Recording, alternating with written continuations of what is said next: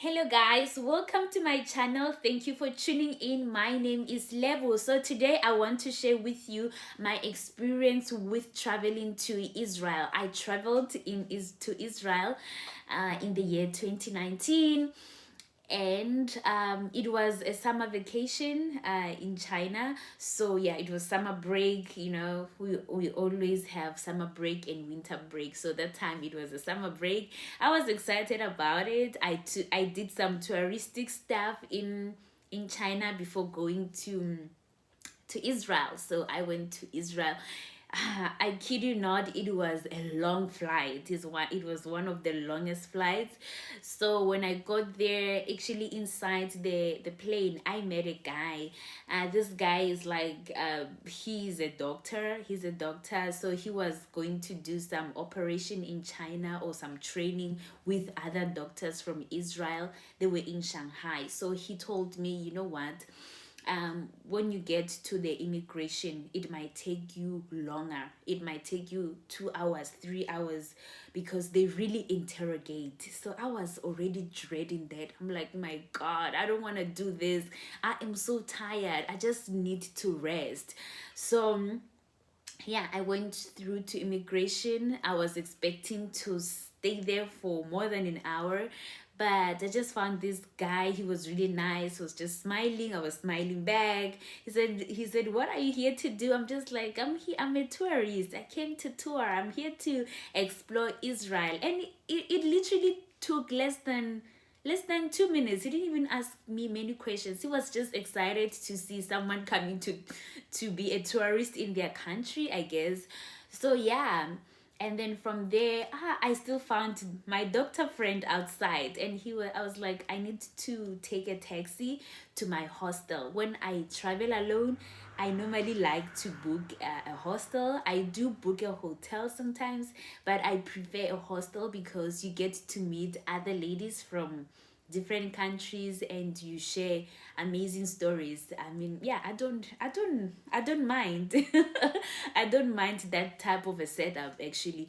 So he was like, yeah, if you're gonna take a taxi, it's really really far, so it's better for you to take a train. And then yeah, I took a train and then I went to my hostel. And yeah, I just like took a shower, just relaxed. My hostel was very much next to the beach, so you literally just cross the road and there's a beach, so I can see a beach from my hostel. So I actually like that about it. So I started going on YouTube. Actually, I've been watching lots of YouTube videos before going to Israel. This is something that I feel like every person who travels to a certain place should do. So I actually had the whole program, like, okay, on this day I'm doing this, on this day I'm doing that, and stuff like that. So when I got to Israel, I think the first day I was just a little bit nervous. So I was scared of taking buses and trains, but it's the cheapest way to travel in Israel. So if you want to save a lot, use trains or buses. It's very convenient. It's much cheaper. So I decided to take a taxi. I could not wait to see Jerusalem. That was like my first thing. I'm like, I want to see Jerusalem, and everything can wait. I can do whatever later, but I want to go to Jerusalem. So I got a driver and then he took me to Jerusalem. So in Israel, they speak Hebrew, the one that Jesus Christ, the one in the Bible. I actually find it very, very nice and romantic. So they speak Arabic and Hebrew. So yeah, those are the main languages there. So it's either you know how to speak Hebrew or you know how to speak Arabic. So most of the people there, they know how to speak both languages. So yeah, I went to Israel. I was wearing a long dress, but it had, it was showing my shoulders. My long dress was showing my shoulders. Thank God I was wearing a long dress. So when I got there, yeah, I basically there's three sides. There's a Christian side, there's a Jew side, and there's also a Muslim side or Islam. So yeah, I'm like, I'm Christian, so they wouldn't allow me to go to the Muslim side. I have to be Muslim for me to go to the Muslim side. So I went to the Christian side. They showed me, I've seen a lot. They showed me the street where Jesus was carrying the cross, the time they were beating him. Yeah, they showed me, oh, this is the street, this is the name of the street. That was quite exciting. It was really nice. I enjoyed that experience. I wish I can do it all over again. I felt like I didn't do enough.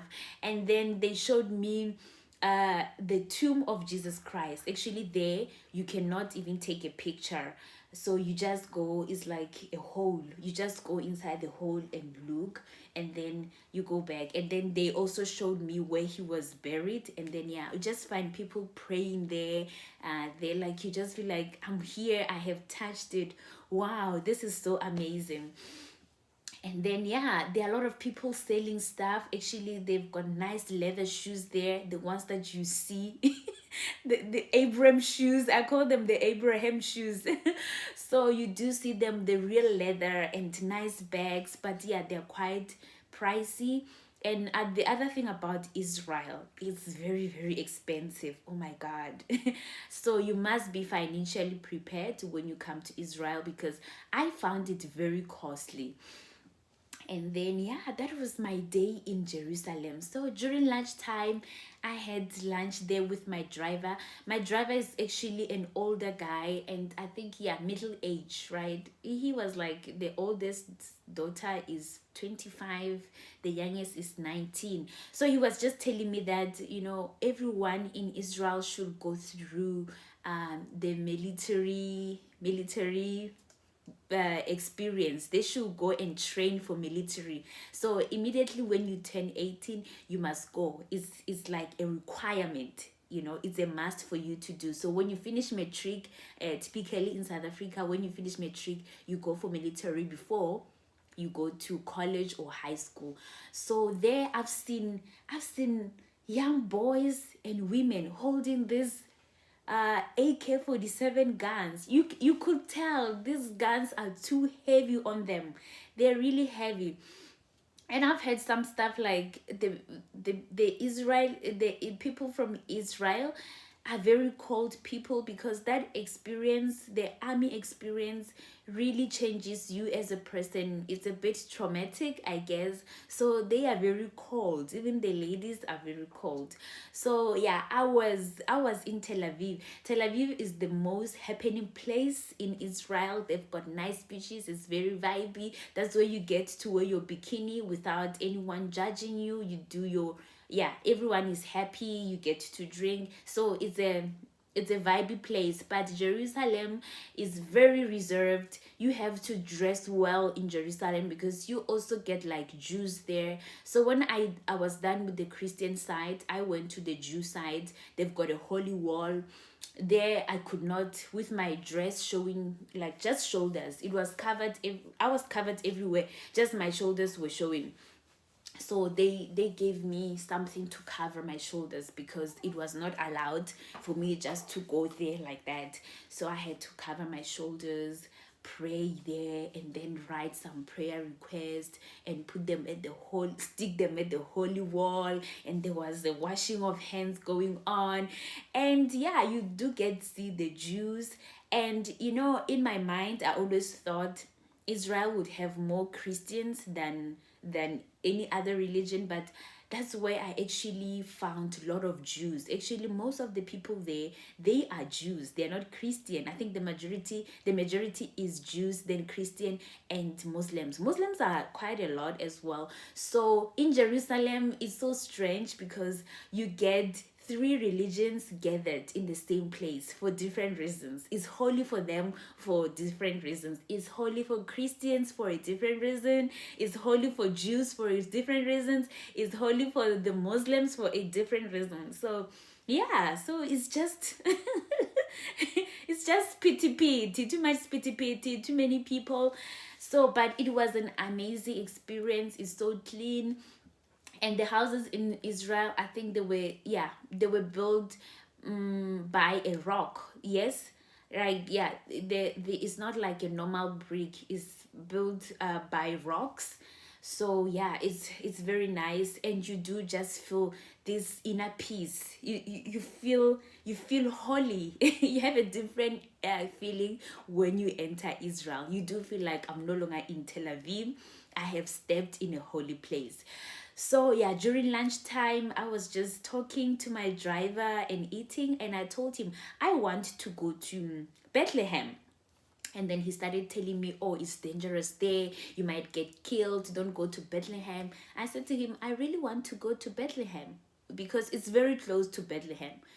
Jerusalem is very much closer to Bethlehem. So because he is an Israeli, he's an Israelite, so he couldn't go to Bethlehem. And he's also a Jew. He's not a Christian, he's a Jew.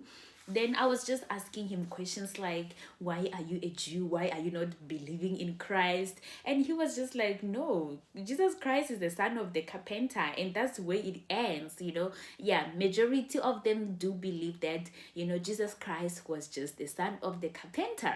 And then there's nothing less and more to that.